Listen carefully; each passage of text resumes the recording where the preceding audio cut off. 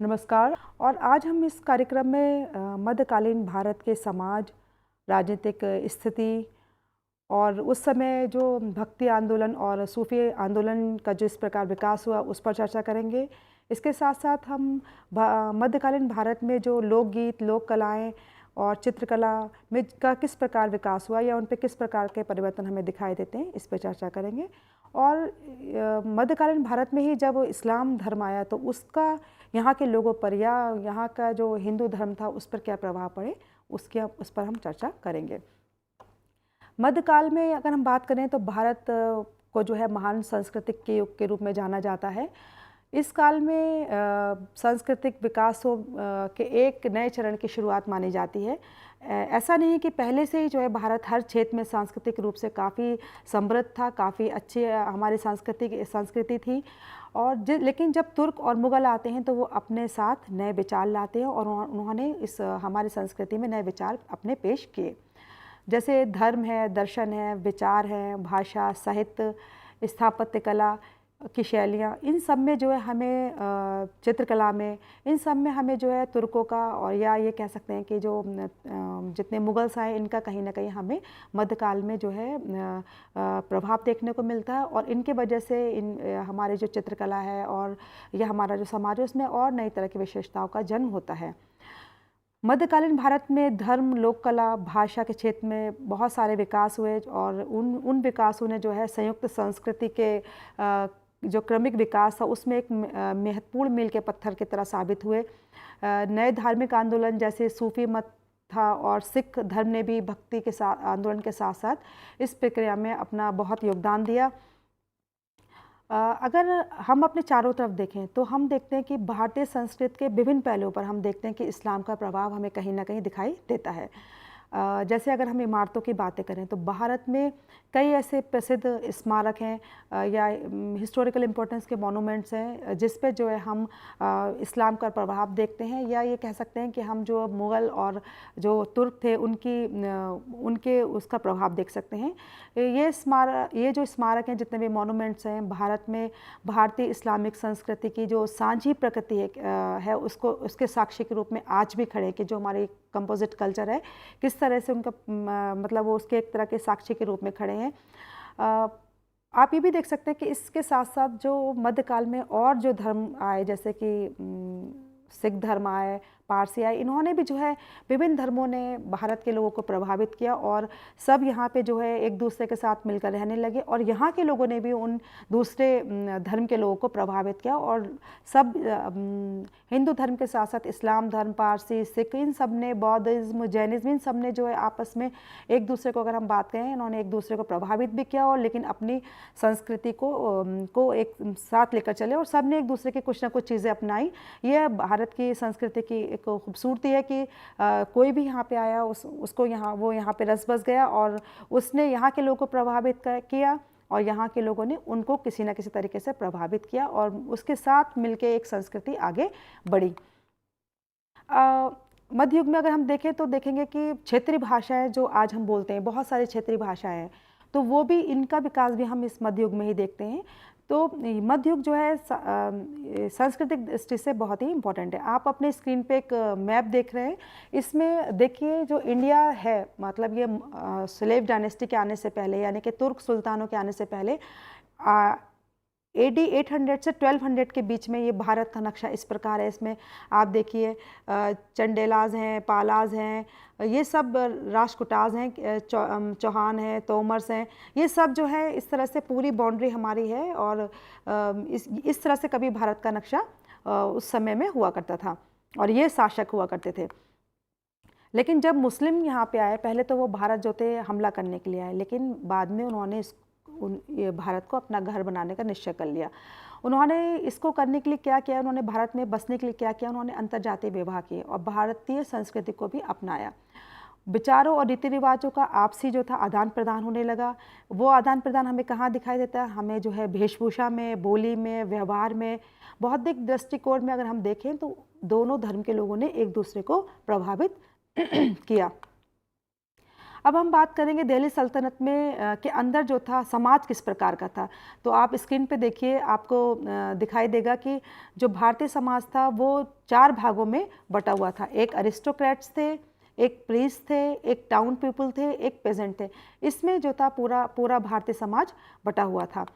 समाज अगर हम अरिस्टोक्रेट की बात करें तो अरिस्टोक्रेट्स जो थे वो कौन होते थे? वो सुल्तान होते थे, यानी कि अपर क्लास जिसे हम कह सकते हैं। सुल्तान थे, उसके रिलेटिव्स थे, नोबिलिटी थी, और जो लैंड होल्डर्स होते थे वो अरिस्टोक्रेट क्लास में आते थे।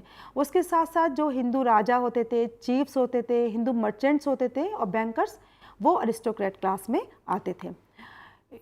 ये लोग जो थे, जो अरिस्टोक्रेट क्लास के लोग थे, सारी शक्ति और सारा धन जो था इन लोगों के हाथों में ही होता था। जैसे अब आप ये समझ सकते हैं, जैसे आजकल जो बिजनेस क्लास है, मैक्सिमम जो मनी है आज के अगर हम परिप्रेक्ष्य में देखें तो उन्हीं लोगों के हाथ में है। तो या ये सारा धन और सारी शक्ति इन्हीं के हाथ में होती थी। ये जो वर्ग था, ये जो क्लास था, बहुत शक्तिशाली लोगों का क्लास था। ये लोग जो थे मतलब बड़ी शान और शौकत, ऐशो आराम के जीवन व्यतीत करते थे। और अगर हम सुल्तान की बात करें तो सुल्तान इन सब में सबसे आगे था। उसका जो पद था वो सबसे ऊंचा पद था, और वो ये सब क्यों करता था कि शान और शौकत, ऐशो आराम में रहना? क्योंकि उसको कहीं ना कहीं जो है और लोगों से अपने आप को अलग दिखाना होता था। और जब कोई सुल्तान बनता था या कोई नए सुल्तान तख्त पर बैठता था तो उसके नाम का शुक्रवार की जो फ्राइडे प्रेयर होती है, शुक्रवार की जो नमाज होती थी उसमें मस्जिदों में, उसके नाम का उस समय खुतबा पढ़ा जाता था और उसके नाम के सिक्के भी जारी किए जाते ताकि वो और लोगों से उसको एक अलग पोजीशन मिल सके।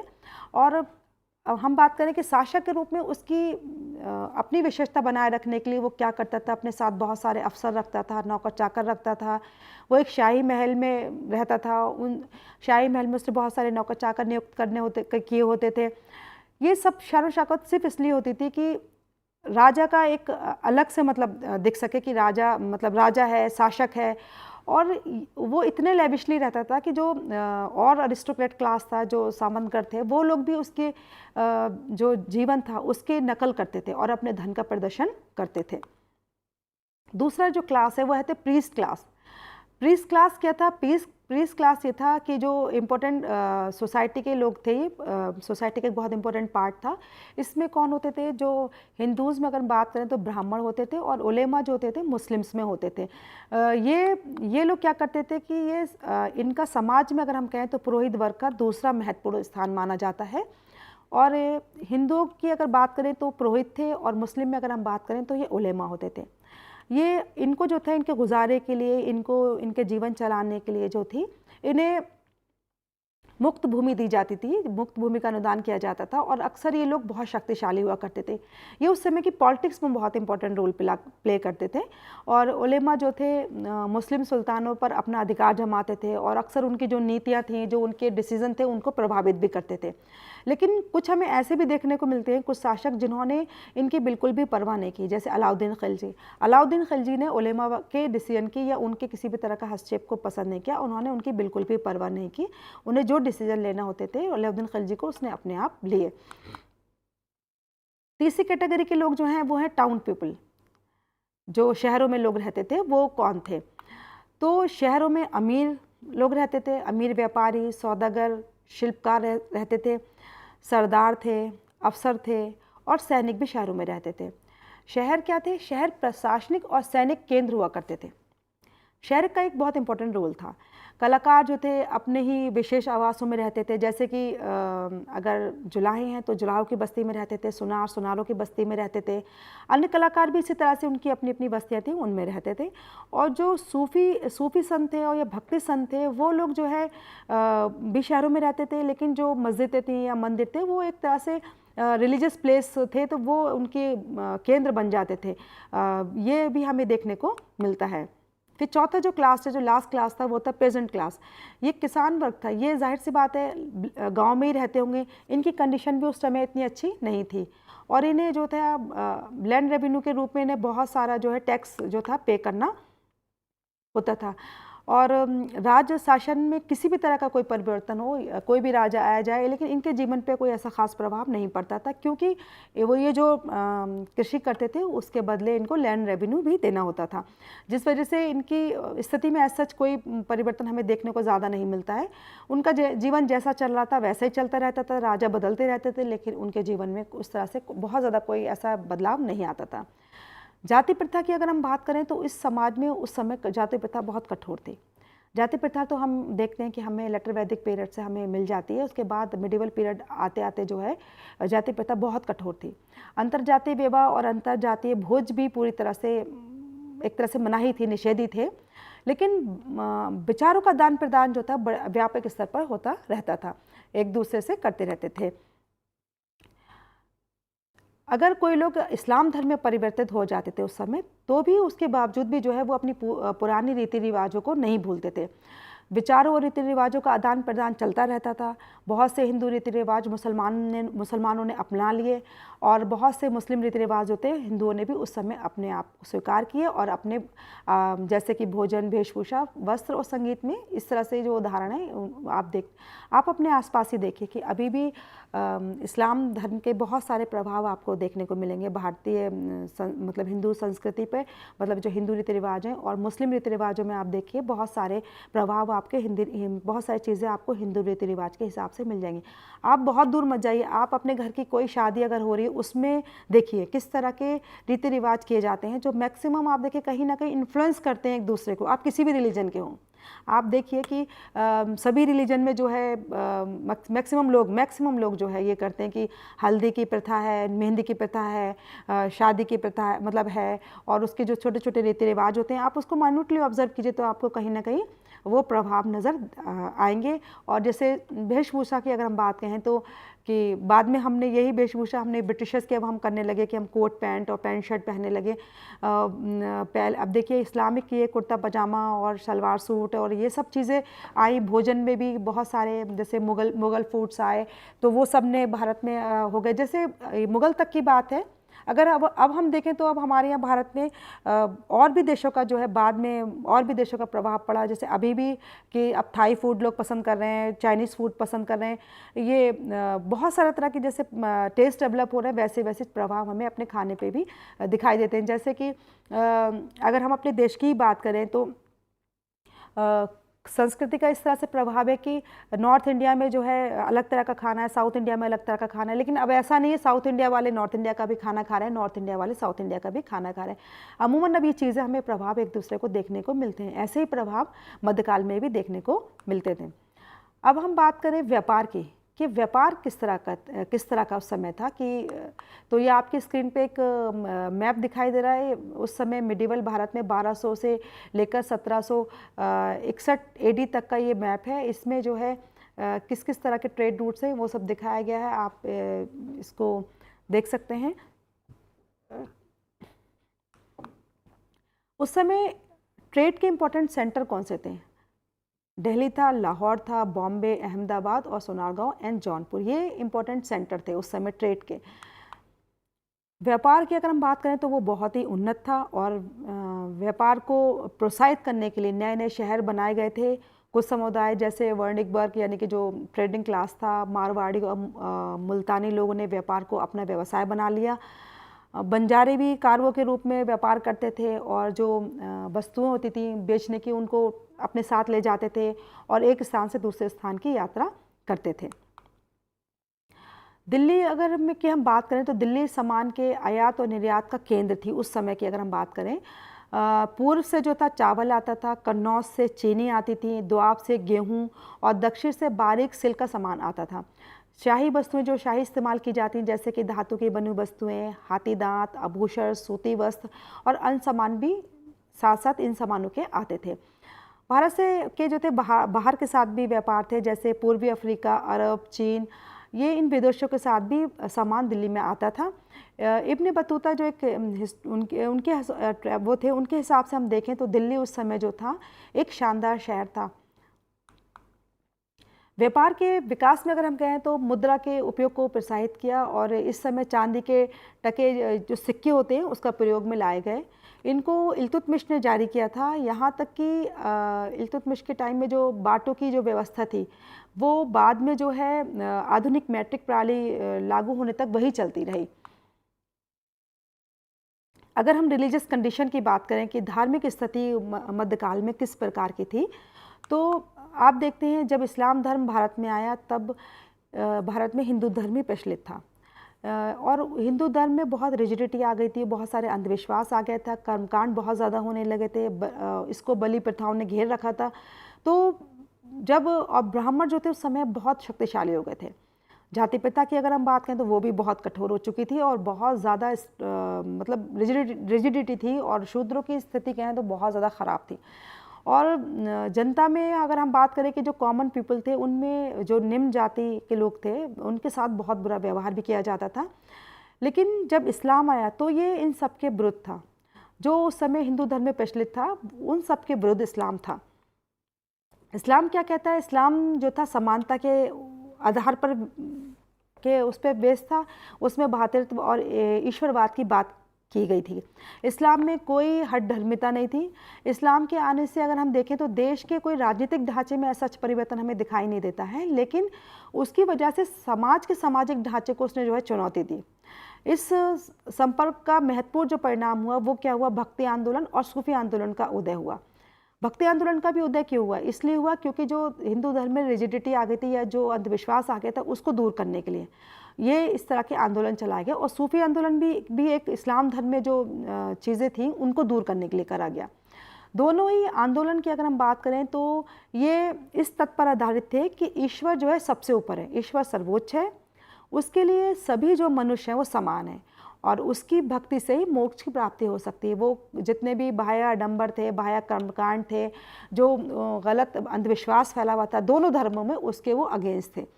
ये एक हमें बहुत बड़ा प्रभाव देखने को मध्यकाल में देखने को मिलता है कि रिलीजियस रिफॉर्म मूवमेंट्स होने लगे कि उन किस तरीके से जो है जो धर्म में गलत चीज़ें आ गई हैं उनको किस तरह से दूर किया जाए।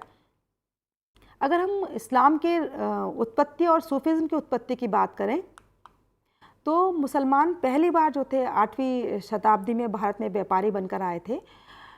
वे जब वो भारत आए तो उन्होंने यहाँ के सामाजिक और सांस्कृतिक दृश्यों को देखा, उससे बहुत मोहित हुए और उन्होंने भारत को अपना घर बनाने का निश्चय किया और उन्होंने यहाँ पे बसने का इरादा कर लिया। जो मुस्लिम प्रवासी थे वो स्थायी लोगों के साथ वैवाहिक संबंध उन्होंने बनाए, उन्होंने एक दूसरे की संगति में रहना सीखा, आपस में वो एक दूसरे के विचारों और रीति रिवाजों को उन्होंने अपनाया, एक दूसरे को प्रभावित किया। तो इस तरीके से हिंदू और मुसलमानों ने एक दूसरे को पहचान, शिष्टाचार, बातचीत, रीति रिवाज तथा बौद्धिक अनुकरण में समान रूप से प्रभावित किया। मुसलमान भी अपना धर्म इस्लाम जो थे अपने साथ लाए थे, जिसने भारतीय समाज और संस्कृति पर भी गहरा प्रभाव छोड़ा और जो हमें आज भी कहीं ना कहीं दिखाई देता है। अगर इस्लाम की उदय की बात करें तो प्रॉफिट मोहम्मद हुजूर सल्लल्लाहु अलैहि वसल्लम पैगम्बर मोहम्मद ने 7वीं शताब्दी में अरब में इस्लाम धर्म का उपदेश दिए। उनका जन्म जो था अरब के कुरैश जनजाति में 771 ईस्वी शताब्दी में हुआ था। वे 622 ईसा में मक्का से मदीना गए और इसे जो है इस समय का जो हिजरी काल की शुरुआत भी कहा जाता है। मुस्लिम आस्था के अनुसार अगर हम बात करें तो कुरान अल्लाह का दिया एक संदेश है जो उन्होंने अल्लाह ताला ने फ़रिश्ते जिब्राइल अलैहिस्सलाम के द्वारा हुज़ूर सल्लल्लाहु अलैहि वसल्लम मोहम्मद सल्लल्लाहु अलैहि वसल्लम तक पहुँचाया। अगर हम 5 फंडामेंटल प्रिंसिपल ऑफ इस्लाम की बात करें कि उसके 5 फंडामेंटल प्रिंसिपल क्या हैं इस्लाम के, तो सबसे पहले तौहीद है। तौहीद क्या है? बिलीफ इन अल्लाह, यानी कि आपको अल्लाह ताला में यकीन करना है कि अल्लाह एक है और उसमें आपको यकीन करना है। नमाज, दूसरा है नमाज।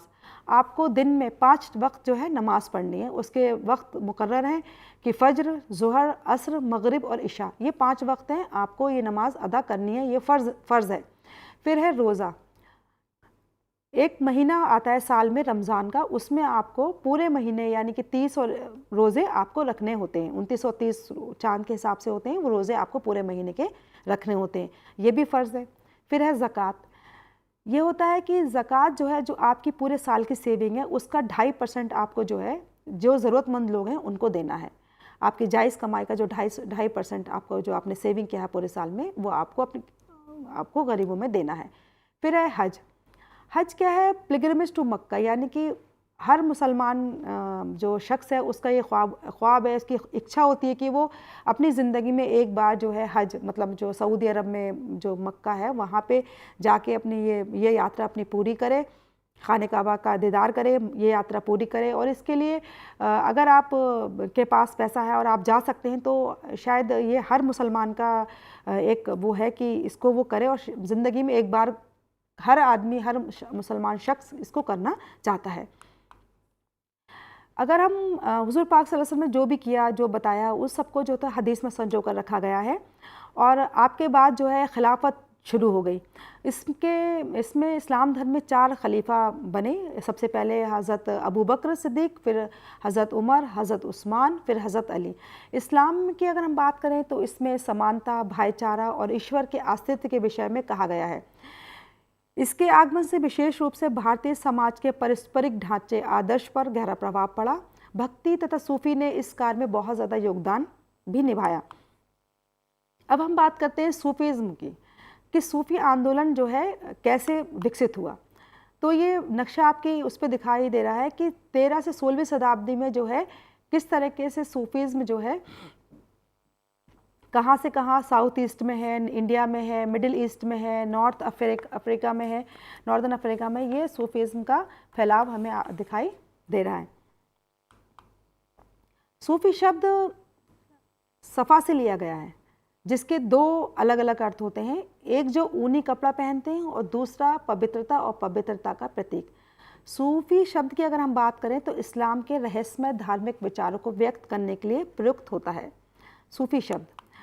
अगर हम मेन सिलसिले की बात करें कि कौन से मेन सिलसिले हैं, तो चिश्ती सिलसिला है, सोहरवर्दी सिलसिला है, नक्शबंदी सिलसिला है और कादरी सिलसिला है। ये मेन सूफियों के सिलसिले हैं।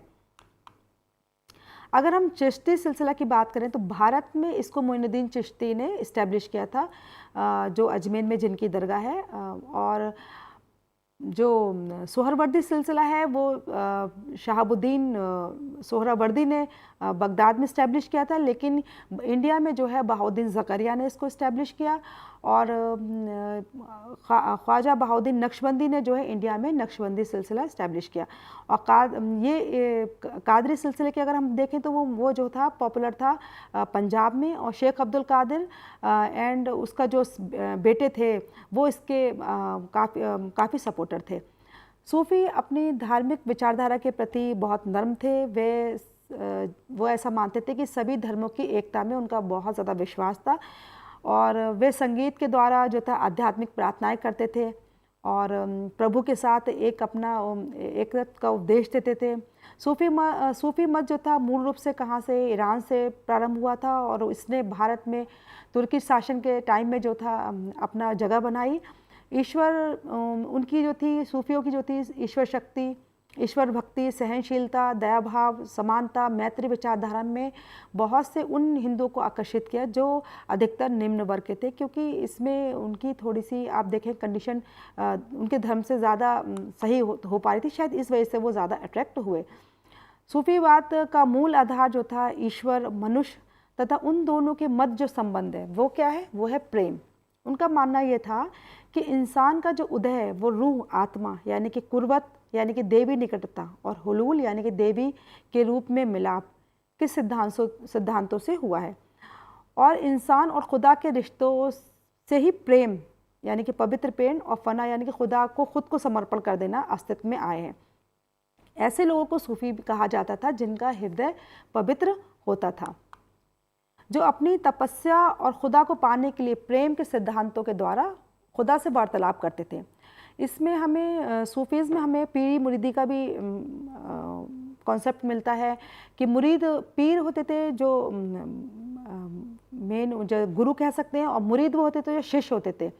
अगर मुरीद यानी कि शिष्य को ईश्वर के साथ ये वार्तालाप करने के लिए बहुत सारी प्रक्रियाओं यानी कि विभिन्न मकामात या विभिन्न चरणों से गुजर कर जाना होता था। सल्तनत काल में चिश्ती और सोहरवर्दी सिलसिले बहुत लोकप्रिय हुए। पंजाब तथा सिंध में जहां सोहरवर्दी सक्रिय थे, वहीं हम बात करें चिश्ती सिलसिले की तो दिल्ली, राजस्थान और गंगा के पश्चिमी क्षेत्रों में चिश्तियों ने प्रेम का संदेश फैलाया। सल्तनत काल के अंत तक वे गंगा क्षेत्र के पूर्वी क्षेत्र यानी कि बिहार और बंगाल और दक्कन तक फैल चुके थे। अब हम बात करेंगे मध्यकाल के राजनीतिक जो स्थिति थी यानी कि पॉलिटिकल बैकग्राउंड उस समय कैसे था। तो सल्तनत काल में हम देखें सबसे पहले स्लेव डायनेस्टी आती है, आपके स्क्रीन पे दिखाई दे रहा होगा। स्लेव डायनेस्टी आती है 1206 से लेके 1290 तक। फिर खिलजी डायनेस्टी आती है 1290 से लेके 1320 तक। फिर तुगलक डायनेस्टी आती है 1320 से लेके 1414 तक। फिर सैयद डायनेस्टी आती है, फिर लोधी हमें डायनेस्टी दिखती है। उसके बाद फिर मुगल्स आते हैं। तो हम दिल्ली सल्तनत, सबसे पहले जो मिडिवल पीरियड है वो दिल्ली सल्तनत से मुग़ल तक का है, तो हम पहले दिल्ली सल्तनत के उसकी बात करते हैं।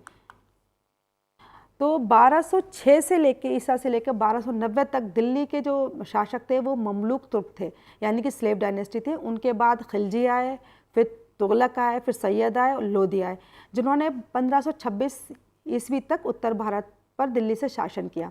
वे सभी शासक जो थे सुल्तान कहलाते थे। जब मुग़ल आए तब वो जो थे बादशाह कहलाने लगे। ये सुल्तान खलीफा की तरफ से प्रदेश में शासन करते थे।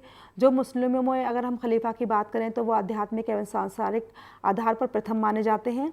खलीफा और सुल्तान दोनों के नाम से जो था स्थानीय इमाम खुतबा शुक्रवार की जो नमाज पढ़ी जाती थी उसमें पढ़ते थे। अब हम सबसे पहले बात करेंगे स्लेव डायनेस्टी के रूलर की कि स्लेव डायनेस्टी में कौन कौन से रूलर थे।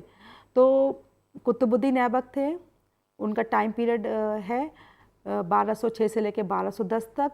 फिर शमशुद्दीन इल्तुतमिश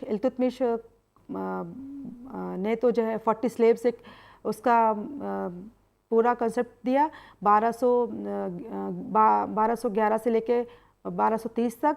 फिर रज़िया बेगम उस समय में देखिए कि एक महिला सुल्तान बनी। उस समय की स्थिति को देखते देखिए कि वुमेन के स्टेजेस कैसी होंगी कि वो सुल्तान बनी। उनका पीरियड 1236 से लेकर 1240 तक था। फिर नसरुद्दीन महमूद 1246 से लेकर 1266 तक। फिर गयासुद्दीन बलवन 1266 से लेकर 1287 तक। फिर कैकुबाद लास्ट 1287 से लेकर 1290 तक। अब हम एक छोटा सा ब्रेक लेंगे। ब्रेक के बाद हम फिर और जो डायनेस्टीज़ हैं उनके बारे में बात करेंगे, कौन कौन से शासक हुए। आप लोग का कार्यक्रम में पुनः स्वागत है। और हम ब्रेक पे जाने से पहले हम बात कर रहे थे स्लेव डायनेस्टी के राजाओं की। इस कार्यक्रम में हम इनके डिटेल में नहीं पढ़ेंगे, बस हम एक पॉलिटिकल बैकग्राउंड की कौन कौन से राजा का क्या क्या पीरियड था इस पर बात करेंगे। और अब हम बात करते हैं कि खिलजी डायनेस्टी का पीरियड जो था 1290 से लेके 1320 तक था। इसके जो मुख्य जो शासक थे या सुल्तान थे वो जलालुद्दीन खिलजी थे। उसके बाद अलाउद्दीन खिलजी शासन पे बैठे। उसके बाद जो है शहाबुद्दीन उमर बैठे। फिर मुबारक खिलजी उस पर शासन पर बैठे। इसी तरीके से तुगलक डायनेस्टी की अगर हम बात करें तो इसके मुख्य जो शासक थे वो गयासुद्दीन तुगलक थे। मोहम्मद बिन तुगलक, फ़िरोज़ शाह तुगलक, मोहम्मद बिन तुगलक ने तो जो टोकन ऑफ करेंसी और ट्रांसफ़र ऑफ कैपिटल उनके काफ़ी उसमें रहा और काफ़ी अच्छे मतलब शासक भी समझे जाते थे। और सैयद जो थे सैयद डायनेस्टी की अगर हम बात करें तो खिज़र ख़ान, मुबारक शाह, मोहम्मद शाह और अलाउद्दीन आलम शाह ये इसके मुख्य सुल्तान थे। फिर इसके बाद जो डायनेस्टी आती है वो आती है लोधी डायनेस्टी, जिसमें बहलोल लोधी, सिकंदर लोधी और इब्राहिम लोधी ये लोधी डायनेस्टी के सुल्तान थे। उसके बाद 1526 में अगर हम देखें तो दिल्ली के सुल्तानों को हटाकर मुग़ल शासक जो थे शासक बने और उन्होंने आगरा से और बाद में जो था 1707 तक जो था दिल्ली से शासन करते रहे। इसके बाद मुग़लों ने 1857 तक नाम मात्र का शासन किया। वो 1707 जब औरंगज़ेब की डेथ हो जाती है उसके बाद लेटर मुग़ल का पीरियड शुरू होता है वो, और उसके बाद उनका जो है वंश जो है समाप्त हो जाता है। ये कुछ मुग़ल एम्परर्स की फ़ोटोज़ हैं।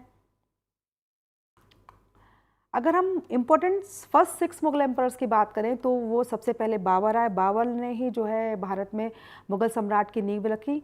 उसके बाद हुमायूं हैं, फिर अकबर आते हैं, अकबर द ग्रेट, और फिर जहांगीर और फिर शाहजहां, फिर औरंगज़ेब। अगर हम बात करें अकबर की और औरंगज़ेब की तो आप ये देखिए कि अकबर और औरंगज़ेब दो शासक ऐसे जिन्होंने ऑलमोस्ट मतलब 50-50 ईयर्स जो है 50-50 साल जो है शासन किया। और जहांगीर और ये शाहजहां जो है आर्किटेक्चर वर्क के लिए जाने जाते हैं, जो दिल्ली का किला और ये सब ताजमहल, ये जितने हैं शाहजहां के टाइम में आर्किटेक्चर में बहुत ही विकास हुआ, और जहांगीर के टाइम में चित्रकारी सब में बहुत, अकबर के टाइम में आप देखें तो अकबर की नीतियों को ही इन्होंने आगे के जो शासक हैं उन्होंने फॉलो किया, जिस वजह से ये भारत में इतने टाइम तक रुक सके। अगर हम क्षेत्रीय अफगान की बात करें तो क्षेत्रीय अफगान शासक जो थे शेरशाह सूरी ने मुग़ल शासक हुमायूं को उसको जो है चैलेंज किया और उसे जो है दिल्ली की गद्दी से लगभग 15 वर्ष तक दूर रखा। शेरशाह के शासनकाल में अनेक ऐसी हमें उपलब्धियां दिखाई देती हैं, जैसे उन्होंने रोड बनवाया, जो है ग्रैंड ट्रंक रोड या बनवाया, जो बहुत अभी भी जो इस्तेमाल किया जाता है। और 1556 से 1605 तक मुग़ल शासक अकबर ने राज किया, जो भारत के इतिहास में एक महान शासक के नाम से जाने जाते हैं, जिसे अकबर द ग्रेट भी कहते हैं। इन्होंने अपनी जो प्रजा थी उसमें किसी भी तरह का जाति पाति, ये जात पात का कोई भी वो नहीं किया, धार्मिक और सांस्कृतिक किसी तरह का भेदभाव नहीं किया, बल्कि इन्होंने ये कहा कि इन सबको मिटाकर एक साथ रहने की भावना का प्रचार प्रसार किया। उन्होंने अकबर ने ये चीज़ समझ ली थी कि अगर भारत में जो है उसको शासन करना है तो उनको जो भारत के लोग हैं, यानी कि जो हिंदू धर्म के लोग हैं, उनके साथ अपने संबंध अच्छे बनाने होंगे। इस वजह से उन्होंने उनके साथ अपने जो है दोस्ती के संबंध आगे बढ़ाए, और उन्होंने अकबर ने जो है अपनी साम्राज्य संबंधी महत्वाकांक्षा को पूरा करने के लिए राजपूतों से जो है दोस्ती की, उनके साथ अपने वैवाहिक संबंध भी बनाए। अकबर के टाइम में अगर हम देखें तो कला, वास्तुकला तथा ज्ञान जो नॉलेज थी उसका वो एक संरक्षक था। उसने जो थे वो एक धर्मनिरपेक्ष शासक भी था, और उसने एक नए धर्म यानी कि दीन इलाही भी शुरू किया था। दीन इलाही में उसने जो है उसने जो है सभी धर्मों को जो है के लोगों को बुलाया और डिस्कशन के लिए, जिसके लिए उसने इबादत खाने का निर्माण करवाया, वो फतेहपुर सीकरी में है। और उसमें जो है सब लोग विचार विमर्श करते थे, तो उसने ये पाया कि सभी धर्म में जो है अच्छाइयाँ हैं, और कुछ अच्छाइयाँ, कुछ मतलब बुरी चीज़ें कह सकते हैं, कुछ कह सकते हैं। तो सभी धर्मों की अच्छाई लेकर उसने एक धर्म शुरू किया, जिसे दीन इलाही कहते हैं। उसके दरबार में अगर हम देखें तो उसके नौ रत्न थे, जैसे मुल्ला दो प्याज़ा, फ़कीर रज़ियुद्दीन, अब्दुल रहीम खान खाना, अबुल फ़ज़ल, फैज़ी, तानसेन, राजा टोडरमल, राजा मान सिंह, बीरबल जैसे ये 9 रत्न उसके दरबार में थे। अकबर की जो नीति थी वो उदारवादी थी, सहनशीलता वाली नीतियाँ थीं। उसके जो वारिस हुए वो जहांगीर और शाहजहां, उन्होंने भी जो है अकबर की ही नीतियों को अपनाया। लेकिन जबकि जो औरंगज़ेब थे, औरंगज़ेब ने वो अकबर की नीतियों को पूरी तरीके से त्याग दिया था। औरंगज़ेब की अदूरदर्शी नीतियां और देश में हर तरफ जो जो हर तरफ युद्ध छुड़ गए थे, दक्षिण भारत में मुगल साम्राज्य का विघटन का कारण बनी। एक रीज़न ये भी था मुग़लों के पतन का कि मराठों का जो उदय हो रहा था, नादिर शाह और अहमद शाह अब्दाली ने आक्रमण कर दिया था। भारत में सामंत वर्ग में जो थे एक अशांति थी, क्योंकि इसकी नीतियाँ ठीक नहीं थी औरंगज़ेब की। उत्तर पश्चिम भारत में सिखों के उदय के कारण जो भी कुछ मुग़ल शक्ति बची थी वो भी नष्ट हो गई। अर्थव्यवस्था के क्षेत्र में अगर हम बात करें तो भारत मध्यकाल में बहुत बड़ा निर्यातक था, और यहाँ बहुत ज़्यादा मतलब कहते हैं बहुत ज़्यादा धनराशि और पैसा था, मतलब उस समय बहुत ही समृद्ध था। बहुत ज़्यादा उस समय जो है फाइनेंशियल कंडीशन भारत की अगर कहेंगे तो बहुत अच्छी थी, और मतलब बहुत पैसा, बहुत सारी चीज़ें भारत में उस समय थी। अकबर ने जो प्रैक्टिस ऑफ सती थी उसको डिस्करेज किया। उसने कहा कि ये चीज़ मतलब उसके हिसाब से ये चीज़ सही नहीं थी, और उसने विडो मैरिज को इनकरेज किया। अकबर ने जो था लैंड रेवेन्यू सिस्टम इंट्रोड्यूस किया, जिससे जो उनके जो थे टोडरमल बंदोबस्त भी उसे कहा जाने लगा। जब्ती सिस्टम जिसे कहते हैं, जब्ती सिस्टम भी कहते हैं, जो फाइनेंस मिनिस्टर राजा टोडरमल थे उन्होंने उसको इंट्रोड्यूस किया था। और अकबर ने जो था मनसबदारी सिस्टम भी किया, जिसमें रैंक होल्डर सिस्टम था, to organise the nobility and army, ये भी अकबर ने इंट्रोड्यूस किया। अगर मध्यकालीन भारत में अगर हम कल्चरल डेवलपमेंट्स की बात करें कि सांस्कृतिक विकास किस प्रकार का था, तो आप देखते हैं कि ये जो मुगल शासक थे, ये कला और वास्तुकला के में बहुत ज़्यादा रुचि ले रहे थे, क्योंकि आप ये इसका उदाहरण ऐसे भी देख सकते हैं कि मुगलों के कितने सारे स्मारक आज भी भारत में जो कि त्यों खड़े हैं। ताजमहल जो देखिए कितनी खूबसूरत चीज़ है कि शायद कोई भी अगर विदेश से आता हो तो वो ताजमहल ज़रूर देखता हुआ। लाल किला देखिए दिल्ली में है, आगरा में है। ये देखिए ये देखिए कि कुतुब मीनार देख लीजिए आप। ये सब चीज़ें जो हैं उनके जो हुमायूं टूम है, एतमाद-उद-दौला का मकबरा है, बहुत सारे ऐसे हैं मॉन्यूमेंट्स जो उनके उस चीज़ को शो करते हैं कि वो उनकी कितनी रुचि थी। गार्डन्स में उनकी बहुत रुचि थी। मध्ययुगीन काल की अगर हम बात करें तो मिश्रित सांस्कृतिक विशेषता की भी स्पष्ट क्षेत्रों की स्पष्ट इस पर दिखाई देती है। वास्तुकला की एक नई शैली इंडो इस्लामिक शैली का मिश्रण इस समय पैदा हुआ। इंडो इस्लामिक शैली के जो विशेष लक्षण थे वो क्या था? गुंबद था, ऊंची मीनारें, मेहराब और तहखाना।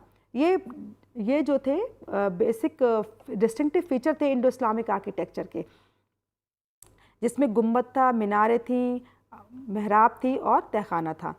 ये एक चित्र है, देखिए इसमें एक थोड़ा सा दिखाने की कोशिश की गई है कि मीनार किस तरह की होती, छतरी होती थी, और ये जो है डोम अनियन शेप की होती थी, आर्चेस देखिए इस तरह की। ये सब इंडो इस्लामिक में क्या जो ये कुछ मॉन्यूमेंट्स की तस्वीरें हैं। और इसमें क्या था कि इसमें प्रेशियस और सेमी प्रेशियस स्टोन्स यूज़ किए जाते थे। इसमें जो है अगर हम फेमस बिल्डिंग की बात करें तो उसमें शालीमार गार्डन है, दिल्ली फोर्ट है, बादशाही मस्जिद है, ताजमहल है। ये कुतुब कॉम्प्लेक्स जो कुतुल इस्लाम मॉस्क है कुतुब मीनार के पास, उसके कुछ चित्र आपके स्क्रीन पे दिखाई दे रहे हैं। इसमें जो है आप देखिए कि आर्च भी दिख रही है आपको, जो है डोम भी दिखाई दे रही है। तो ये सब इंडो इस्लामिक जो आर्किटेक्चर के फीचर हैं उसमें आपको दिखाई दे रहे हैं। मुग़ल शासक जो थे वो नेचर से बहुत प्यार करते थे। वो सुंदर किले, बाग बगीचे आदि बनवाने में अपना टाइम देते थे और बनवा कर वो बहुत खुश होते थे। उसके अगर हम गार्डन की बात करें तो शालीमार बाग है, निशात बाग है, जो आज भी हमारे सांस्कृतिक विरासत का महत्वपूर्ण हिस्सा बने हुए हैं। एक और इसमें टाइम में एक था कि पेत्रा दोरा या जैसे और कलर्ड स्टोन जैसे या इनले वर्क ऑन मार्बल, मतलब मार्बल के उस पर कलर्ड स्टोन से उसको खोद के मार्बल को उसके अंदर स्टोन्स या precious and semi precious stone मतलब काम किया जाता था। वो ताजमहल पे आपको देखने को बहुत अच्छा उसका उदाहरण है। रंगीन पत्थरों से जो थे पच्चीकारी की जाती थी, जो शाहजहाँ के समय में बहुत प्रसिद्ध हुई। दिल्ली के लाल किले में भी मिलेगी, आगरा के ताजमहल में भी इस तरह के काम देखने को मिलेगा कि मार्बल को खोद कर उसमें जो है प्रेशियस और सेमी प्रेशियस स्टोन या कलर्ड स्टोन भरे जाते थे। इसके अतिरिक्त अगर हम फतेहपुर सीकरी की बात करें तो उसमें जितने भी भवन बने हुए हैं, लाहौर और आगरे का किला, लाहौर और दिल्ली में शाही मस्जिद, ये सब महत्वपूर्ण विरासत के हमारे अंश अब बचे हुए हैं। ताजमहल, ये कुछ मॉन्यूमेंट्स हैं मुग़ल काल के। अब हम बात करते हैं सिक्कों की।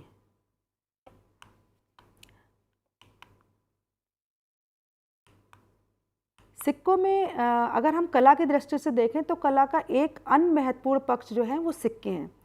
अगर आप सिक्कों का अध्ययन करते हैं तो सिक्कों का अध्ययन क्या कहलाता है? न्यूमिस्मेटिक्स कहलाता है, जो हमारे मुद्रा शास्त्र भी जिसे कहते हैं, जो हमारे लिए बहुत महत्वपूर्ण है। और अगर आप किसी भी समय का इतिहास निर्माण करना चाहते हैं तो आपको सिक्कों का अध्ययन करना होता है और वो हमें बहुत महत्वपूर्ण जानकारी देते हैं। एक तो कला के क्षेत्र में वो हमें बहुत महत्वपूर्ण जानकारी देते हैं, दूसरे उस समय के अगर आप मुस्लिम शासकों के सिक्कों की ऐतिहासिक दृष्टि से बहुत ही मूल्यवान समझे जाते हैं। उनका जो डिज़ाइन है, खुदाई है और टकसाल के चिन्ह हैं, हमें इस काल के विषय में बहुत सारी रोचक सूचनाएं प्रदान करते हैं। शाही उपाधियाँ से, टकसालों के नामों से, स्थानों से हम शासन के साम्राज्य के विस्तार और उसकी स्थिति के जानकारी भी प्राप्त कर सकते हैं। मोहम्मद बिन तुगलक के अगर सिक्कों की बात करें, दिल्ली, दौलताबाद और अन्य कई प्रांतों की राजधानी में डाले जाते थे और उनके कम से कम 25 प्रकार के विभिन्न डिज़ाइन हमें उन सिक्कों पर मिलते हैं। ये कुछ सिक्कों के मोहम्मद बिन तुगलक के समय के सिक्के हैं।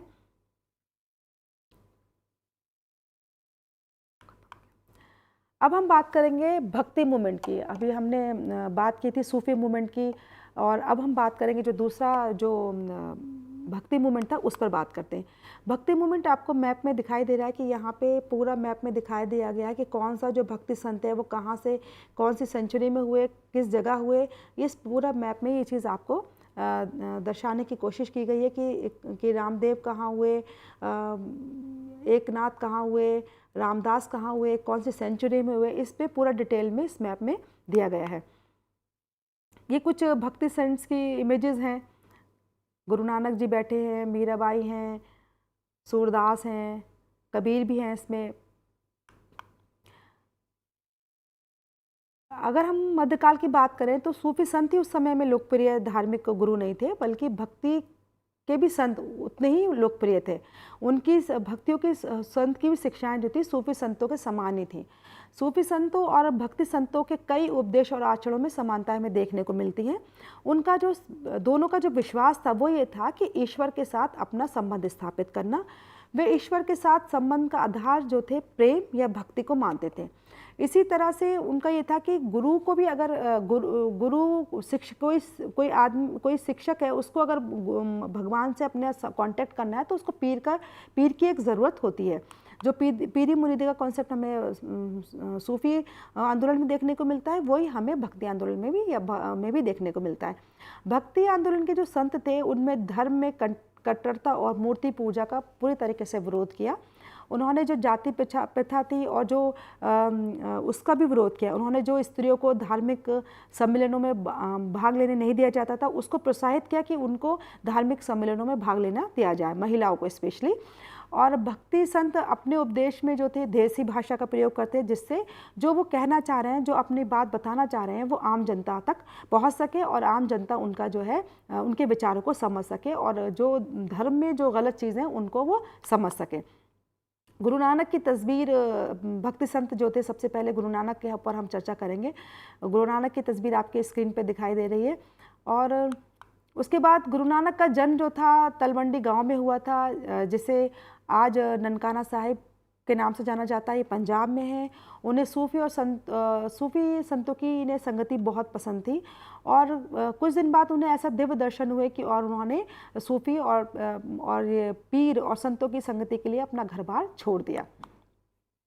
उन्होंने एक मात्र ईश्वर के प्रति भक्ति और प्रेम पर बल दिया। उनका ये कहना था कि आप जो भी करना चाहते हैं, मतलब वो आप डायरेक्ट ईश्वर के लिए करिए और अपने से प्रेम वो कीजिए। उन्होंने मूर्ति पूजा, तीर्थ यात्राएं, यज्ञ या जो भी कर्मकांड थे ईश्वर को प्राप्त करने के, उन्होंने उस सबका जोर शोर मतलब विरोध किया। उन्होंने कहा ये सब नहीं है, आप सिर्फ प्रेम पर, भक्ति और प्रेम पर बल दें। उन्होंने कहा कि आप उसके ज़रिए ईश्वर को प्राप्त कर सकते हैं। उनका ये विश्वास था गुरु नानक जी का कि कोई भी मनुष्य जो है एक गृहस्थ, मतलब एक आम जिंदगी के रूप में अपने भी कर्तव्य का पालन करते हुए आध्यात्मिक जीवन को प्राप्त कर सकता है। उसके लिए ज़रूरी नहीं कि संन्यास लें या कुछ लें। ये रामानुज जी की तस्वीर आपकी स्क्रीन पे दिखाई दे रही है। दूसरे जो भक्ति संत थे वो रामानुज थे। रामानुज दक्षिण भारत से थे और वे सामान्य जनता की भाषा में उपदेश करते थे। उनके शिष्य रामानंद थे, जिन्होंने अपने गुरु के संदेश को पूरे उत्तरी भारत में फैलाया था। फिर अगले जो भक्ति संत थे वो थे रामानंद। रामानंद जो थे, उन्होंने हिंदू धर्म में जो कुरीतियाँ थीं और जो बुरे रीति रिवाज थे उनको दूर करना चाहते थे। और वे लोगों को समझाते थे कि सभी मनुष्य ईश्वर की दृष्टि में समान है और कोई भी जन से ऊंचा या नीचा नहीं होता है। उनके जो फॉलोअर्स थे वो सभी जात और धर्म के होते थे। उसका एक उदाहरण है कबीर। अब हम बात करेंगे अगले भक्ति संत कबीर की। कबीर जो थे रामानंद के प्रिय शिष्य, बहुत ही नानक के समान वे भी वर्तमान सामाजिक अर्थव्यवस्था की आलोचना करते थे और हिंदू मुस्लिम एकता पर कबीर बहुत बल देते थे। कबीर मूर्ति पूजा के तथा औपचारिक पूजा विधि जैसे नमाज पढ़ना, तीर्थ यात्रा या नदियों में स्नान करना, इसके सख्त विरोधी थे। उनका भी यही मानना था कि मतलब भगवान को आप अपने भक्ति से पा सकते हैं। वे कबीर ऐसे धर्म का उपदेश करना चाहते थे जो सभी लोगों को स्वीकार हो और जो सब धर्मों को एक दूसरे से जोड़ सके। उन्होंने एकेश्वरवाद पर बल दिया कि ईश्वर एक है और वे कई नामों से ईश्वर को पुकारते थे, जैसे राम, गोविंद, हरि और अल्लाह। उसके बाद जो भक्ति संत, एक और भक्ति संत थे चैतन्य। चैतन्य जो थे बंगाल में संत थे, वह भगवान कृष्ण के भक्त थे। उन्होंने जाति व्यवस्था का बहुत विरोध किया, जबकि वो ब्राह्मण थे और उन सबकी समानता पर वो बल देते थे। वे सभी को ये बताना चाहते थे कि सच्ची पूजा तो प्रेम और भक्ति में ही निवास करती है। ये बेसिकली जितने भी ये भक्ति संत थे या सूफी संत थे, उनका यही मानना था कि आप अपनी भक्ति कीजिए और बाह्य जो कर्मकांड है या जो भी चीज़ें हैं वो उससे आप भक्त ईश्वर को प्राप्त नहीं कर सकते। एक और भक्ति संत थी मीराबाई। मीराबाई एक अन्य भक्ति संत थी। उन्होंने भगवान कृष्ण की पूजा की और उनकी उस स्तुति में जो थी वो गीत रचे और गाया करती थी। चैतन्य के समान वह भी ईश्वर के प्रेम में खो जाती थी और बिल्कुल उसमें लीन हो जाती थी। फिर एक और भक्ति संत है का नाम हम जिक्र करेंगे, वो है रामदेव। नामदेव मराठी में लिखा करते थे। उनकी जो कविताएं में ईश्वर के प्रति प्रेम और गहरी श्रद्धा झलकती थी। अच्छा, एक रीज़न अब यह है कि ये भक्ति मूवमेंट्स इतने पॉपुलर क्यों हुए, इतने प्रसिद्ध क्यों हुए भक्ति मूवमेंट्स। तो भक्ति आंदोलन जो थे लोगों में कैसे इतने लोकप्रिय हुए, ये एक बड़ा सवाल है कि आखिर इन्होंने जो एक धर्म चला रहा है, फिर लेकिन ये भक्ति आंदोलन या सूफी आंदोलन जो भी है, ये इतने लोगों में इतने प्रसिद्ध कैसे हो गए। तो इसका एक कारण जो है वो ये है कि इन्होंने जो था जाति व्यवस्था का विरोध किया और इन्होंने जो ब्राह्मणों की जो श्रेष्ठता थी उसको भी चुनौती दी। उन्होंने भक्ति संत ने क्या किया, समानता और जमातित्व के विचारों का स्वागत किया और इनका प्रचार सूफी संतों ने भी, जैसे बताया कि सूफी हों या भक्ति हों, लोगों ने यही किया। लोग जो थे, जो समय जो धर्म प्रचलित था उससे संतुष्ट नहीं थे, क्योंकि उसमें जाति प्रथा और असमानताएं बहुत थीं। तो वे ऐसा धर्म चाहने लगे थे कि जो विवेक और भावनाएं दोनों को ही संतुष्ट उनकी कर सके। सभी भक्त संतों ने एकेश्वरवाद पर बल दिया। उन्होंने कहा कि ईश्वर की प्राप्ति का सिर्फ एक ही मार्ग है, वो है भक्ति, ना कि कोई अन्य कर्मकांड। उन्होंने कर्मकांड और यज्ञों की निंदा की। अगर हम उत्तर भारत में कहें तो ये आंदोलन दो धाराओं में बढ़ जाता है, एक है निर्गुण भक्ति और दूसरा है सगुण भक्ति।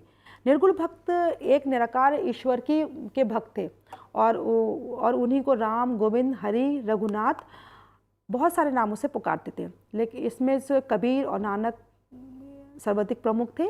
अगर हम सगुण के उपासक की बात करें तो उपासक भक्त जो थे वो दशरथ पुत्र राम के अथवा वासुदेव और देव की पुत्र कृष्ण की पूजा करते थे। सगुण भक्तों में कुछ प्रसिद्ध जो थे वो तुलसीदास थे, जिन्होंने राम को अपने रामचरितमानस में एक देवत्व प्रदान किया, और सूरदास जिन्होंने प्रसिद्ध सूरसागर में कृष्ण की स्तुति गाई। रस खान एक मुस्लिम कवि थे जो भगवान कृष्ण के भक्त थे, वे भी इसी धारा का एक उपासक, सगुण भक्ति के उपासक थे। भक्ति आंदोलन का पहला आवश्यक लक्षण की हम बात करें तो वो था एकेश्वरवाद की अवधारणा और सभी मानवों को एक सम समझना, भाईचारे की भावना को समझना। ये आंदोलन जो था जाति या लिंग के आधार पर किसी में भी भेदभाव नहीं करता था। इसका जो सबसे दूसरा जो लक्षण था वो क्या था, वो था ईश्वर के प्रति पूर्ण समर्पण को सर्वव्यापक है और भक्तों की सभी समस्या को दूर करने में समक्ष है। मतलब ये कहते थे कि ईश्वर के प्रति आपका संपूर्ण समर्पण होना चाहिए। भक्ति का जो तीसरा महत्वपूर्ण लक्षण था वो था परमात्मा के प्रति गहरा व्यक्तिगत समर्पण का भाव, जिसमें एक अच्छे नैतिक जीवन पर बल दिया जाता है। यह अनुभव किया गया कि भगवान के नाम का अगर आप निरंतर जाप कर रहे हैं तो आपकी आत्मा पवित्र हो जाती है और मनुष्य उसकी कृपा का, भगवान की कृपा का पात्र बन जाता है। एक सच्चा भक्त न स्वर्ग चाहता है न मोक्ष चाहता है, वह केवल बार बार अपने भगवान का नाम का स्मरण करना चाहता है, ऐसा भक्ति संत का मानना था। अब हम बात करेंगे कि उस समय में जो लोक कलाएँ थीं वो किस प्रकार विकसित हुई, कौन कौन सी लोक कलाएँ विकसित हुई। तो जैसे कि हम सब जानते हैं कि जब हमारी लोक कलाएँ हमारे कहीं ना कहीं जो हमारे जो खेती है, क्योंकि हमारी जो कृषि प्रधान हमारी जो संस्कृति उस पर आधारित है कि जब कोई हम वर्षा आती है या खेती होती है तो आप देखिए हम वर्षा का आगमन जो है नाचने, खुशियाँ मनाने के अवसर बन जाते हैं। मंदिरों में अगर आप देखें तो देवी देवताओं का आह्वान किया जाता था और विशेष पूजा का आयोजन किया जाता था। झूले झूलने के अवसर होते थे। इसी प्रकार हम देखते हैं कि महिलाएं अन्य महिलाओं के साथ मिलकर चरखे पर बैठ जाती थी और देर रात तक गाना वाना गाती रहती थीं। भारत के गांव, आप किसी भी गांव में चले जाएं, ये आपको एक आम दृश्य के रूप में दिखाई देगा। आप देखें कि इसी समय में प्रत्येक क्षेत्र ने अपनी नृत्य शैली विकसित की, जिसमें आप देखेंगे स्थायी तत्व दिखाई देते हैं। इसी प्रकार आप देखिए गरबा, भांगड़ा, गिद्दा, बांस, लावड़ी और असंख्य बहुत सारे नृत्य जो थे अस्तित्व में आए। ये गरबे का चित्र है, गरबा करते हुए दिखाया जा रहा है। ये भांगड़े का चित्र है, इसमें भांगड़ा करते हुए दिखाया जा रहा है। ये उसका भांगड़े का है। औरतों को जो था औपचारिक शिक्षा के लिए आवश्यक नहीं था, समझी जाती थी। उनका साथ ये था कि उन्हें जो था अन्य क्षेत्रों में बहुत सारी उन्होंने महारतें हासिल करी। जैसे आप देखेंगे कि सिलाई और कढ़ाई बहुत अच्छे से जानती थी। अगर हम राजस्थान की बात करें तो वहाँ पे लड़कियों ने ओढ़नियाँ, कमीज़ों और घाघरों पर सुंदर डिज़ाइन बनाने की कला सीखी। राजस्थान में हम बात करें तो वहाँ पे टाई एंड डाई की कला शैली से पुरुषों और स्त्रियों के वस्त्रों को खूबसूरत डिज़ाइन बनाए जाने लगे। ये टाई एंड डाई इस प्रकार से के कुछ कपड़े होते हैं। और उसके बाद आप पंजाब की लड़कियों की बात में देखें तो वहाँ की लड़कियों ने बहुत खूबसूरत फुलकारी का काम करना सीखा। लखनऊ में जो है उसके आप देखें कि कमीज़ों पे, सलवारों पे, दुपट्टों पे, साड़ियों पर चिकन वर्क का काम किया जाने लगा। तो ये इस तरह की कलाएँ इस समय में विकसित होती हैं। ये एक फुलकारी की कढ़ाई का वो है, किस तरह से फुलकारी कढ़ाई होती है। ये लखनऊ कढ़ाई, इस प्रकार से लखनऊ की कढ़ाई की जाती है। महाराष्ट्र में तमाशा और लावनी नृत्य शैली विकसित हुई। मध्य भारत में हम देखते हैं और उत्तरी भारत में हम देखते हैं मरासियों ने थोड़ा बहुत परिवर्तन के साथ इन विशिष्ट नृत्य शैलियों को विकसित किया। इसी प्रकार कठपुतली वालों, स्तुति गायकों और स्वांग रचने वालों ने जगह जगह घूमकर कई प्रकार के लोगों का मनोरंजन किया। कलाबाजों और बाजीगरों को भी एक स्थान से दूसरे स्थान पर घूमते हुए देखा जा सकता है। कुछ क्षेत्रों में विकास हुआ और कुश्ती तो पूरे भारत में अति प्राचीन काल से ही लोकप्रिय है। अब वक्त की थोड़ी कमी है, नहीं तो हम इस पे चित्रकला पर भी चर्चा करते कि चित्रकला किस प्रकार से प्रभावित हुई और इसके में जहांगीर का क्या रोल था। और आज का कार्यक्रम हम यहीं समाप्त करते हैं। उम्मीद है कि आप लोगों को पसंद आया होगा। धन्यवाद।